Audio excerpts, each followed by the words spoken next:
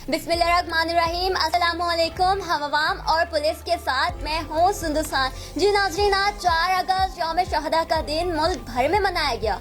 सबसे पहले तो मैं उन शहदा को सलाम पेश करती हूँ और CSN की जानिब से भी उन शहदा को खराज अकीदत पेश किया जाता है। और फिर मैं सोशल मीडिया की भी मशहूर हूँ। यौम शहदा हर साल मनाया जाता है, लेकिन इस साल social media, electronics media, print media की वजह से पजीराई मिली। आज मेरे इस प्रोग्राम पर आला हुक्काम, जिसमें IG सेन, वजीर आला सेन से गुजारिश होगी देर से आए दुरुस्त आए, पर आए तो सही।